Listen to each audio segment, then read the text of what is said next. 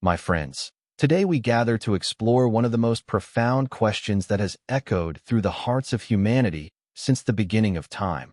What can you simply not live without? Now, I know what many of you might be thinking.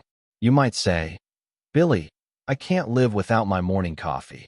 Or, I can't live without my family. Or perhaps, I can't live without my job.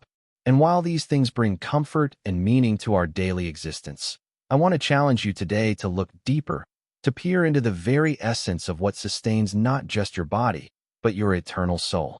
You see, in this modern age of abundance, we've become experts at accumulating things we think we need. Our homes are filled with possessions, our calendars packed with activities, our minds cluttered with endless distractions. Yet despite all this abundance, there's an epidemic of emptiness sweeping across our world. Depression rates are climbing, anxiety disorders are multiplying, and millions of people are asking the same haunting question. Is this all there is? The answer, my dear friends, lies not in what we can add to our lives, but in recognizing what has been there all along. Something so fundamental, so essential, that without it, we are not truly living at all. We are merely existing, like shadows dancing on a wall, going through the motions, but missing the very purpose for which we were created. Today, I want to take you on a journey of discovery, a journey that will challenge everything you think you know about what's truly essential for life. Because what I'm about to share with you isn't just philosophy or religious theory.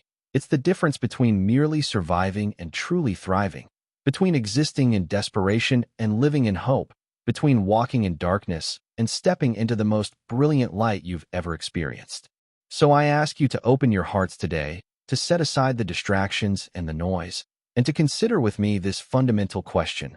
What can you truly not live without? What are your thoughts so far? Do you find yourself already questioning what you consider essential in your life?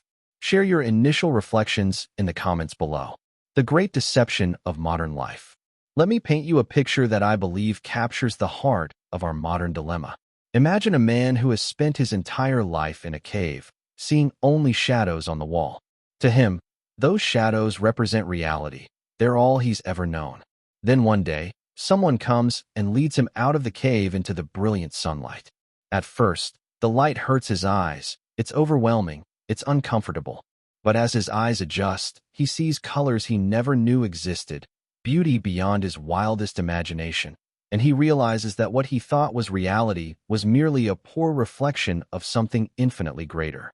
This, my friends, is the condition of the human heart without God.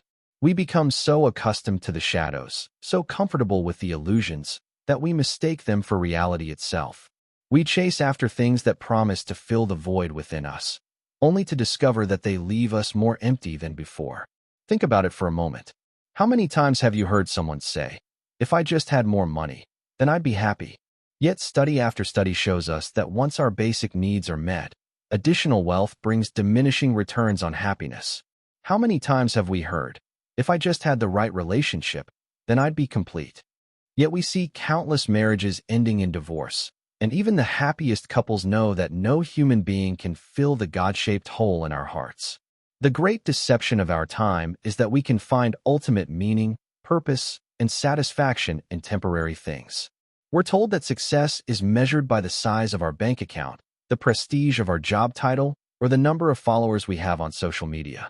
We're convinced that if we just accumulate enough stuff, achieve enough goals, or win enough approval from others, we'll finally arrive at that place of contentment we're all seeking.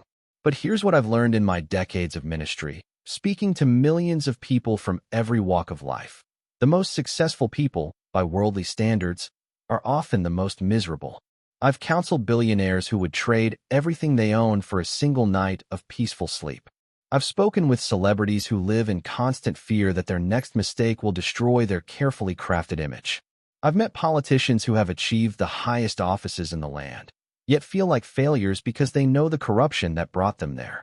The truth is, we cannot live without purpose, and purpose cannot be found in things that will one day turn to dust. We cannot live without love, and the deepest love cannot be found in relationships that are flawed and finite. We cannot live without hope, and hope built on human achievements is hope built on shifting sand. I'm curious. Have you ever experienced that feeling of emptiness despite having everything? What do you think drives this universal human experience? Let me know in the comments. The universal hunger. There's something remarkable that happens when you travel the world and speak to people from every culture, every background, every belief system. You begin to notice a pattern that transcends geography, economics, education, and even religious upbringing. It's what I call the universal hunger, an aching, persistent longing that exists in every human heart, regardless of circumstances. I've seen this hunger in the eyes of a wealthy businessman in Manhattan who has everything money can buy, yet can't sleep at night because he feels his life has no meaning. I've seen it in the face of a young mother in rural Africa who, despite having very little in terms of material possessions, looks up at the stars and wonders if there's something greater than the daily struggle for survival. I've witnessed it in conversations with brilliant scientists who can explain the mysteries of the universe, but can't explain the mystery of their own restless hearts. This hunger isn't about food for the body, though hunger for bread is certainly real, and we must address it. This is a deeper hunger, a spiritual starvation that no amount of earthly nourishment can satisfy. It's the hunger for significance, for knowing that our lives matter beyond the brief span of years we're given on this earth. It's the hunger for love that doesn't fade when we grow old or make mistakes. It's the hunger for forgiveness when we're crushed by the weight of our own failures. It's the hunger for hope when everything around us seems to be falling apart. Augustine, one of the great theologians of the early church, captured this perfectly when he wrote, "You have made us for yourself, O Lord, and our hearts are restless until they rest in you." Notice he didn't say our hearts are restless until we find the right career, or until we accumulate enough wealth, or until we achieve enough success. He said our hearts are restless until they rest in God. This universal hunger is actually evidence of something beautiful and profound. It's evidence that we were created for something greater than what this world can offer. Just as physical hunger is a sign that our bodies need food, spiritual hunger is a sign that our souls need connection with our Creator. It's not a design flaw. It's a design feature, calling us home to the one who made us. But here's where it gets dangerous. When we don't recognize this hunger for what it really is, we try to feed it with the wrong food. We try to satisfy spiritual hunger with material things, and it's like trying to quench thirst with salt water. The more we drink, the thirstier we become. We pursue pleasure thinking it will bring joy, but pleasure is temporary while joy is eternal. We chase after success thinking it will bring peace, but success without God often brings more anxiety, not less. The tragedy of our time is not that people are hungry. The tragedy is that they're trying to fill their hunger with things that will never satisfy, all while the true source of satisfaction is calling out to them, waiting with open arms. Have you felt this universal hunger in your own life? What have you tried to use to fill that deep longing, and how did it work out? Share your experience in the comments below. The breath of life.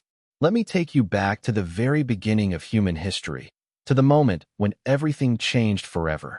The Bible tells us in Genesis that God formed man from the dust of the earth. Think about that for a moment. Here was this perfectly formed body, every organ in place, every system designed for life, yet something was missing. It was beautiful, it was complete in its construction, but it was not alive. Then we read these powerful words. And the Lord God breathed into his nostrils the breath of life, and man became a living soul. That breath, that divine breath, was the difference between a lifeless form and a living being. Without that breath from God, Adam was nothing more than dust. With it, he became the crown of creation, made in the very image of his Creator. Now, why am I telling you this ancient story? Because it reveals something crucial about what you cannot live without. That breath of life wasn't just a one-time event that happened to the first man. It represents the ongoing, moment-by-moment dependence that every human being has on God for their very existence. We often think of life as something we possess, something that belongs to us. But the truth is that life is something that flows through us from our Creator. Every heartbeat, every breath you take right now as you're listening to these words, every thought that passes through your mind, all of it is sustained by the one who first breathed life into humanity. We are not self-sustaining beings living independently in the universe.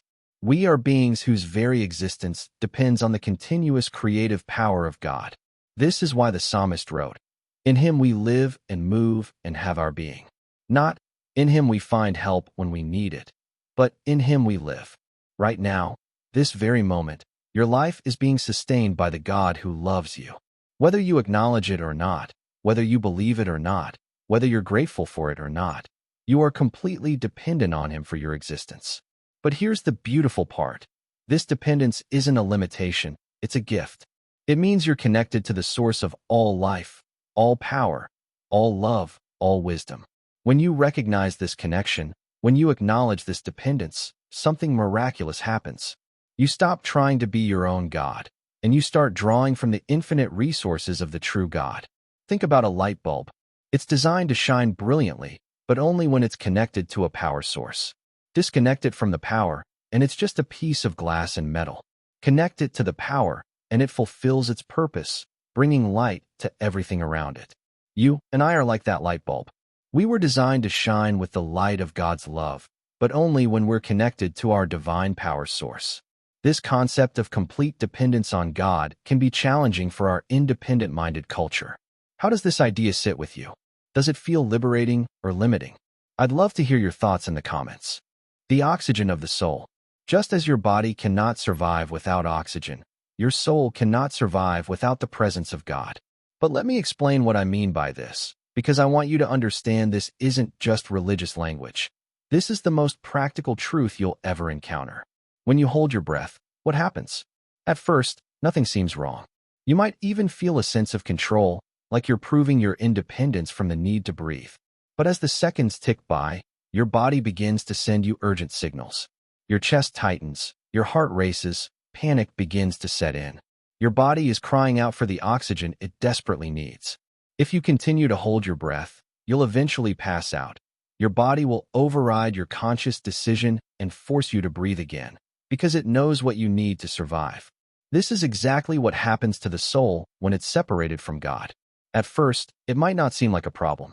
You might even feel a sense of freedom, thinking you're proving your independence from spiritual things. But gradually, symptoms begin to appear.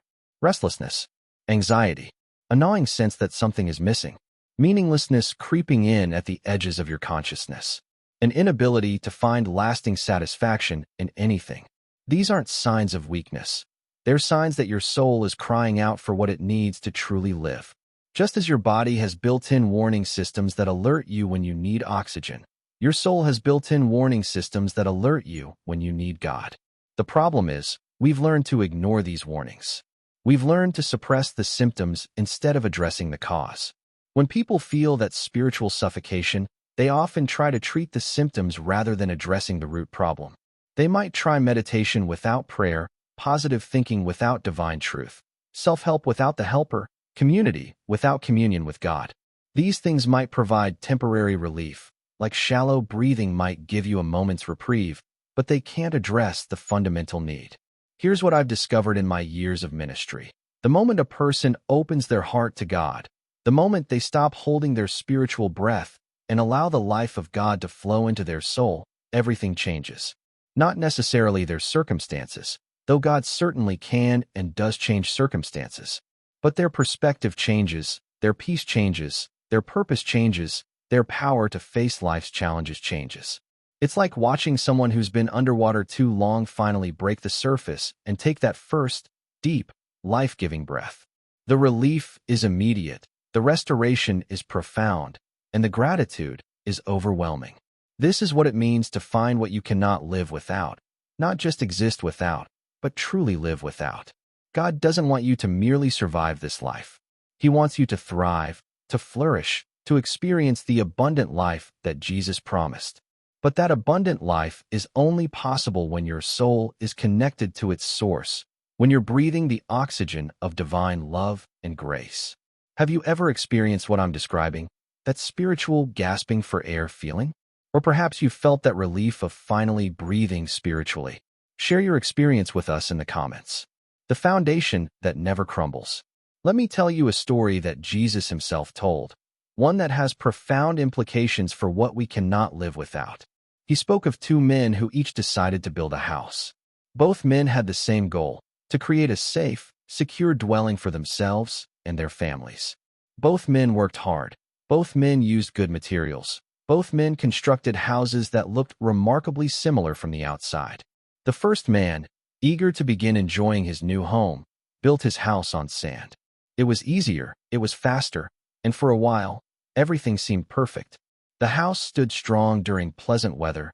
It provided shelter and comfort, and the man felt quite satisfied with his choice. The second man chose to dig deeper, to lay his foundation on solid rock. It took longer, it required more effort, it was more expensive, but he knew that a strong foundation was essential for a lasting structure. Then came the storm. The rain fell, the floods rose, the winds howled and beat against both houses. What happened next reveals one of the most important truths about life. It wasn't the quality of the walls or the beauty of the design that determined which house survived.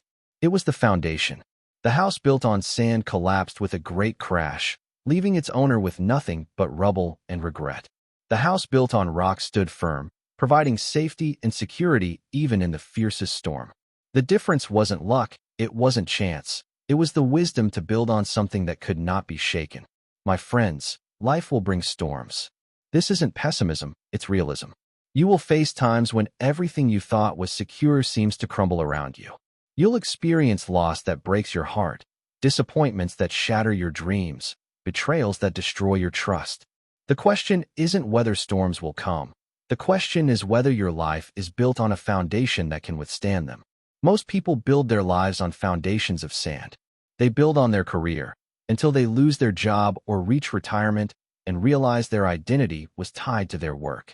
They build on their relationships until divorce or death leaves them feeling lost and alone. They build on their health until illness reminds them how fragile their bodies really are. They build on their wealth until economic downturns or poor investments leave them financially devastated. None of these things are bad in themselves. Career, relationships, health, and financial security are all gifts from God. But they make terrible foundations because they can all be shaken, they can all be lost, they can all disappoint us when we need them most. There is only one foundation that cannot be shaken, cannot be lost, cannot disappoint us. That foundation is God Himself. When you build your life on His love, His truth, His promises, His character, you're building on something eternal, something unshakable, something that will outlast every storm this world can throw at you. What are you building your life on? What foundation are you trusting to keep you steady when storms come? I'd love to hear your reflections in the comments below. The source of living water. In the ancient world, water wasn't something you could take for granted the way we do today. There were no faucets to turn on, no bottles to buy from the store. Water was life, and knowing where to find it was often the difference between survival and death.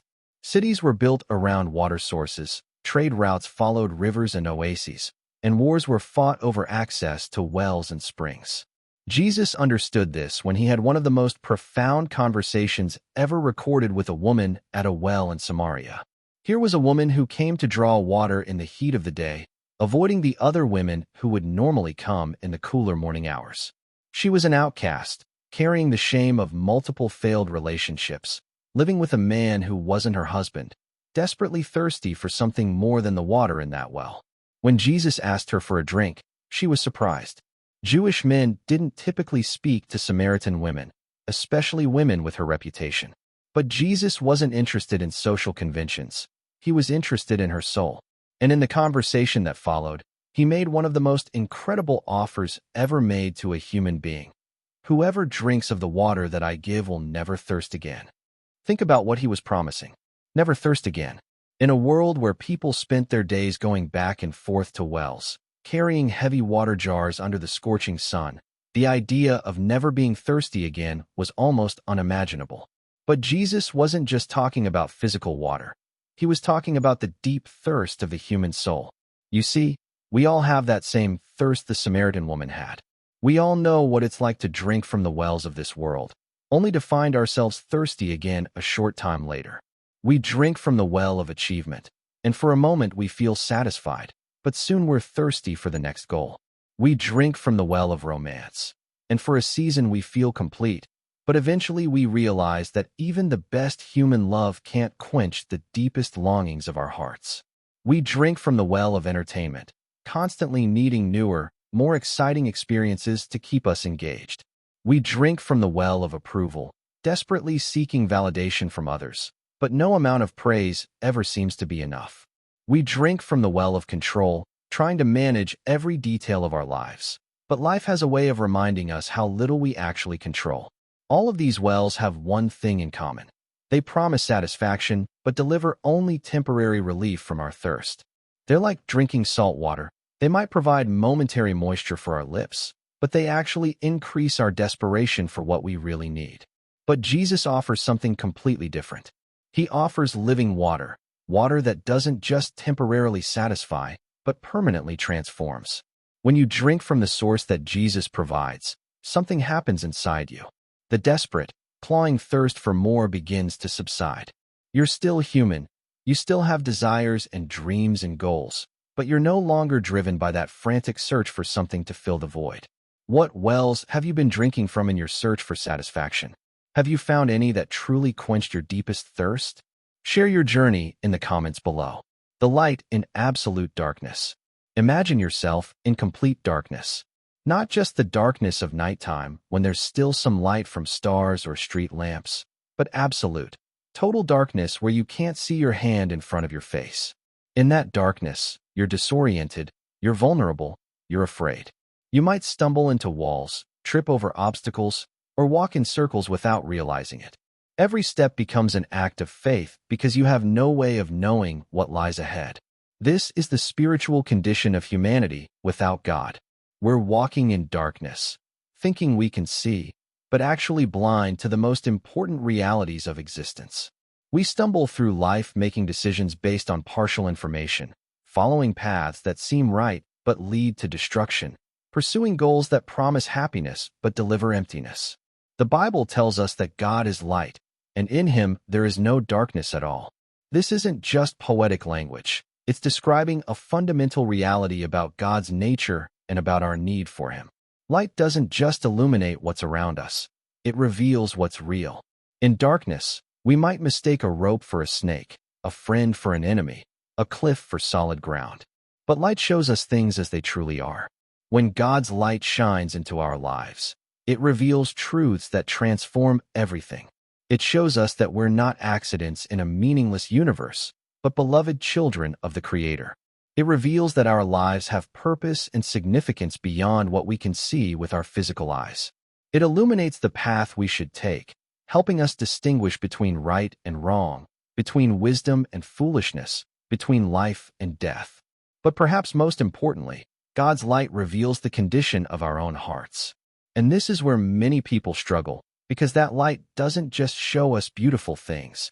It also exposes things we'd rather keep hidden.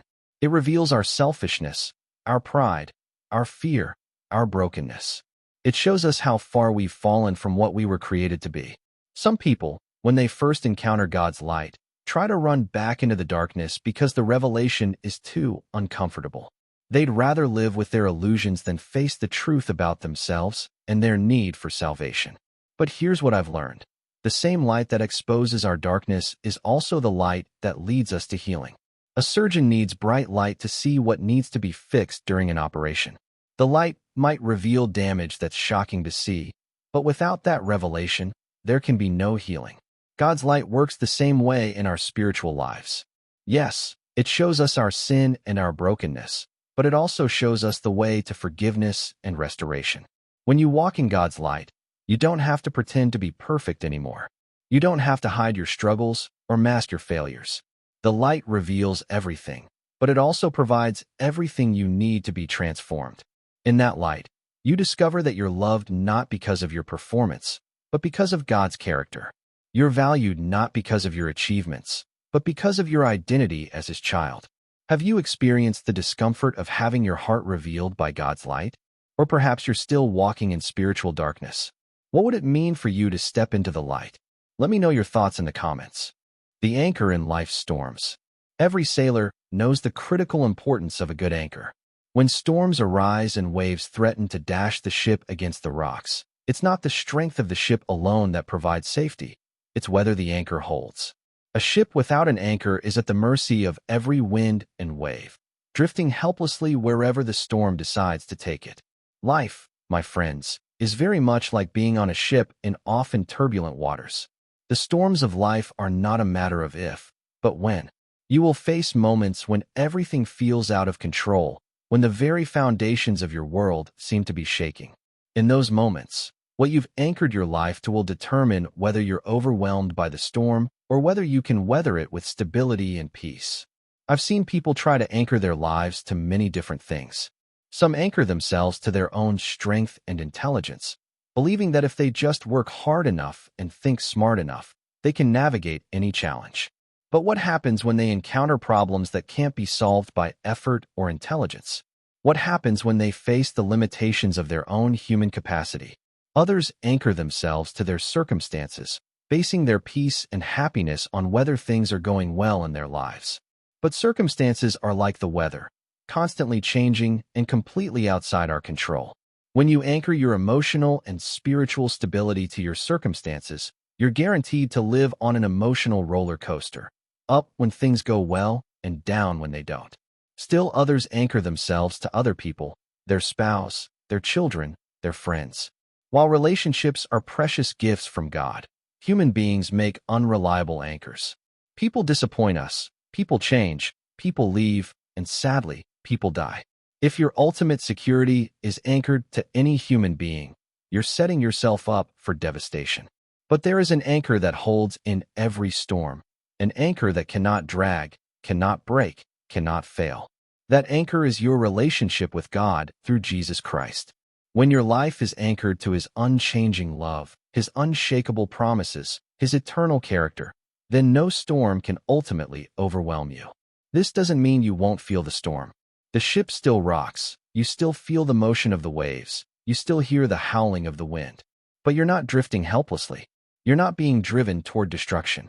You're held secure by an anchor that reaches beyond the temporary troubles of this world into the eternal security of God's love. The writer of Hebrews called this hope in God, an anchor of the soul, both sure and steadfast. Notice those words, sure and steadfast. Not maybe reliable or sometimes helpful, but sure and steadfast. This is an anchor you can trust completely, even when you can't see how God is working, even when the storm seems overwhelming, even when everyone around you is panicking. What has been your anchor during life's storms? Have you found anything that provides true stability when everything else feels chaotic? Share your experience in the comments below. The GPS for your soul. In our modern world, we've become incredibly dependent on GPS technology. Before we go anywhere unfamiliar, we pull out our phones, type in our destination, and trust that little device to guide us safely to where we want to go. We follow its directions even when they take us through routes we've never traveled before, even when we can't see the final destination, because we trust that it has access to information we don't have. But what happens when you're trying to navigate life without any guidance system at all? What happens when you're making decisions about relationships, career, family, finances, and the future with no reliable source of direction? You end up lost, confused, taking wrong turns, and often ending up in places you never intended to go. This is the condition of most people in our world today. They're trying to navigate the complex decisions of life without any absolute reference point for truth and morality. They're making it up as they go along, following whatever feels right in the moment, or copying what they see others do, or following the loudest voices in the culture around them. But feelings can deceive us. What feels right in the moment often leads to long-term pain. Other people are just as lost as we are. Following their example is like asking someone else who's lost to give you directions. And cultural voices change with the wind. What's considered right today was considered wrong yesterday and might be considered foolish tomorrow. God's word is the GPS for your soul. It's not just a collection of ancient stories or moral suggestions. It's the reliable guidance system that can direct you safely through every decision, every challenge, every opportunity you'll face in life. Unlike human wisdom that changes with fashion and circumstance, God's truth is the same yesterday, today, and forever. When you face a decision about forgiveness, God's word gives you clear direction. When you're struggling with fear, it provides specific promises to stand on. When you're tempted by shortcuts that compromise your integrity, it shows you the path of wisdom. When you're overwhelmed by grief or disappointment, It offers comfort that actually comforts and hope that actually sustains. But here's what makes God's guidance different from any human GPS system. It's not just giving you directions to reach your earthly destinations. It's guiding you toward your eternal destination, helping you make choices that will matter not just for this life, but for eternity. It's helping you become the person God created you to be, not just helping you get the things you think you want. The psalmist said, "Your word is a lamp to my feet and a light to my path." Notice he didn't say it was a spotlight that illuminates everything far ahead. It's a lamp for your feet. It gives you enough light to take the next step in confidence, trusting that as you walk in obedience to what God has shown you, He'll continue to provide the guidance you need. How do you currently make important decisions in your life? What guidance system are you using to navigate life's big choices? I'd love to hear about your decision-making process in the comments. The love that conquers all. Of all the things that people think they cannot live without, love is perhaps the most universal. Every human being craves love, seeks love, needs love. We're wired for connection, created for relationship, designed to both give and receive love. But here's what I've discovered in my decades of ministry. Most people are looking for love in places where it simply cannot be found in its fullest form. Human love, beautiful as it is limited. It's limited by our own selfishness, our own brokenness, our own humanity. Even the most loving parents sometimes fail their children. Even the most devoted spouses sometimes hurt each other. Even the closest friends sometimes let each other down. This isn't because people are evil. It's because human love, no matter how sincere, is finite and flawed. We love conditionally, even when we try not to. We love based on how people treat us, how they make us feel, what they do for us. We love until we're hurt too deeply, disappointed too often, or taken for granted too much. Our love runs out when our patience runs out, when our energy runs out, when our hope runs out. But there exists a love that knows no limits, no conditions, no expiration date. It's the love of God for His children, and it's unlike anything you've ever experienced in human relationships. This love doesn't fluctuate based on your performance. It doesn't decrease when you make mistakes. It doesn't vanish when you're difficult to love. It doesn't depend on your ability to earn it or maintain it. God's love for you is based on His character, not your conduct. He loves you not because of who you are, but because of who He is. He loved you before you were born. He loves you in your worst moments, and He'll love you for all eternity. Nothing you could ever do would make Him love you more, and nothing you could ever do would make Him love you less. This is the love you cannot live without because it's the only love that can truly satisfy the deepest longings of your heart.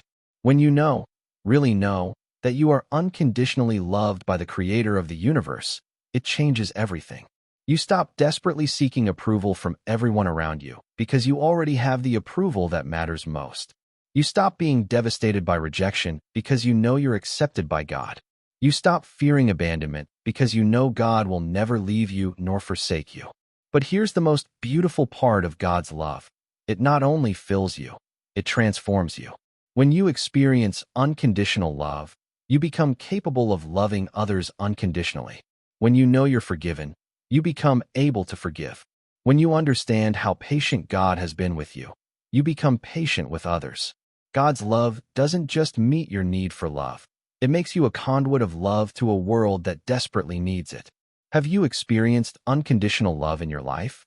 What would it mean to you to know that you are loved perfectly and permanently by God? Share your heart in the comments below. The ultimate decision. My dear friends, we've journeyed together through the essential elements of life that go far beyond our physical needs. We've talked about the breath of life, the oxygen of the soul, the unshakable foundation, the living water, the guiding light, and the perfect love. All of these point to one central truth. What you cannot live without is God Himself. But knowing this truth intellectually is not enough. Information without transformation is merely education, and education without application is worthless. The question that remains is this: what will you do with what you've heard today? You have a choice to make, and it's the most important choice you'll ever face.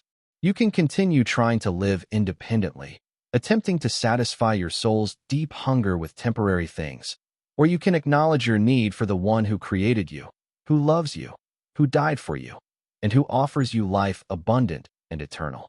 Some of you listening today have been running from this choice for years. You've known in your heart that there's something missing, but you've been afraid to admit it. You've been afraid that surrendering to God means giving up your freedom, when actually it means finding true freedom for the first time. You've been afraid that following Jesus means losing yourself, when actually it means finding who you were always meant to be. Others of you have been trying to live the Christian life in your own strength, and you're exhausted. You've been trying to be good enough, pray enough, serve enough, give enough to earn God's favor. But let me tell you something that might surprise you. You can't earn what God offers freely. His love, His forgiveness, His eternal life. These are gifts, not wages. You don't work for gifts, you simply receive them with gratitude. The choice before you is simple, though not easy. It's the choice to stop relying on yourself and start relying on God. It's the choice to stop trying to be your own savior and accept the Savior God has provided. It's the choice to stop running from the love that has been pursuing you your entire life and run into the arms of the one who loves you perfectly. If you've never made this choice before, or if you made it long ago but have been trying to live independently ever since, today can be a new beginning. Today can be the day you discover what you truly cannot live without. Today can be the day you stop merely existing and start truly living. The invitation is open. The door is unlocked. The way is prepared. Jesus said, "Come unto me, all you who are weary and heavy laden, and I will give you rest." That invitation is for you, right now, exactly as you are. You don't need to clean up your life first. You don't need to have all your questions answered. You don't need to be worthy. You just need to come. What you cannot live without has been waiting for you all along. The question is, are you ready to stop living without it? This is the most important decision you'll ever make. What's holding you back from fully surrendering your life to God? Or if you've already made this choice, how has it changed what you consider essential in life? Please share your thoughts and decisions in the comments below. As we close today's message, I want to encourage you to subscribe to this channel if these truths have spoken to your heart. There's so much more to explore about living the abundant life God offers, and I don't want you to miss a single message that could transform your life. Hit that subscribe button and ring the notification bell so you'll be the first to know when new content is available. Remember, discovering what you cannot live without isn't the end of the journey. It's the beginning of the greatest adventure you'll ever experience. God has plans for your life that are far greater than anything you could imagine for yourself. But those plans begin with this fundamental recognition. You were created by God, for God, and you'll never find true satisfaction apart from Him. Thank you for joining me today. May God bless you as you seek Him with all your heart, and may you discover the joy of living in complete dependence on the one who is truly essential for life.